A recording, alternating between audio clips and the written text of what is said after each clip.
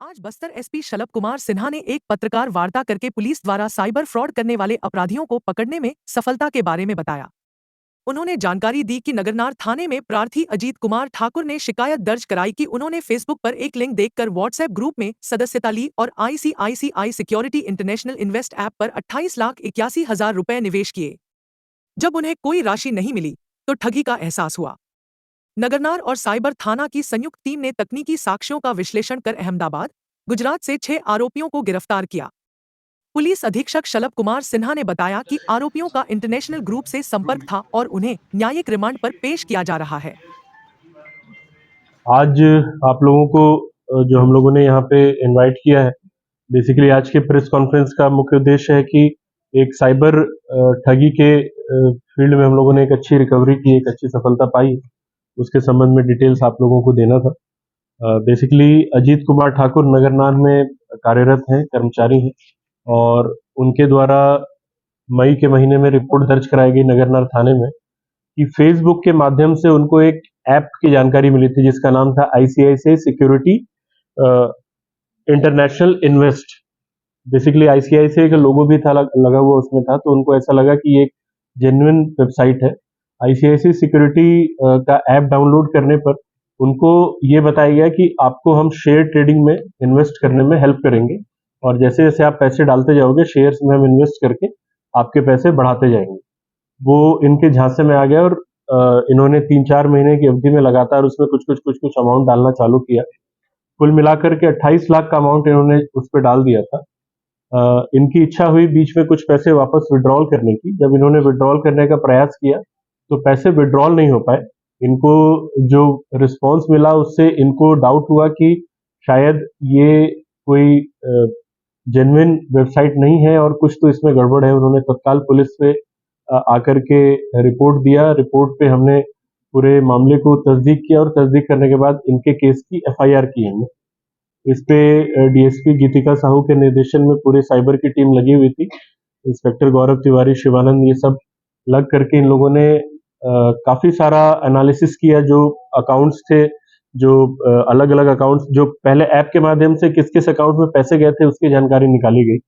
उसकी जानकारी निकालने के पश्चात ये पता चला कि अलग अलग खातों में जो 28 लाख है वो भेजे गए हैं। उन खातों के बारे में जानकारी निकाली गई, उन खातों से संबंधित फोन नंबर्स की जानकारी निकाली गई। इसमें से एक नंबर हमको अहमदाबाद का मिला।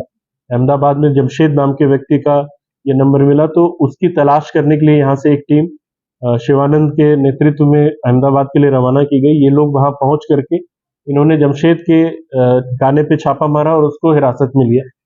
उससे पूछताछ करने पर पता चला कि ये एक बहुत ही बड़ा ऑर्गेनाइज्ड काइंड ऑफ गैंग है, जो कि जिसमें कि बैंक के भी कुछ कर्मचारी शामिल हैं और इनके खुद के भी साथी हैं। ये लोग अपने अकाउंट्स जो है वो किराए पे देते थे, कमीशन पे देते थे। मतलब इनके अकाउंट्स इनके नाम पे रहते जरूर थे लेकिन उसकी हैंडलिंग कहीं और से होती थी, और जितनी भी ठगी के पैसे हैं वो इनके अकाउंट्स में आते थे। और इनके पास आप देख रहे होंगे पीओएस मशीन्स और अन्य उपकरण भी दिए गए हैं। और ये पूरा एक बड़ा ऑर्गेनाइज गैंग है जिसको जो ऑपरेट कर रहा है बाहर से भी और भीतर भी। इन लोगों ने लगभग 6 अलग अलग राज्यों में इन्होंने इस तरह की ठगी की घटनाएं की हैं, जो भी हमारे जानकारी में आई है। उनसे भी संपर्क किया जा रहा है अन्य राज्यों से, और उसमें भी कार्रवाई की जा रही है।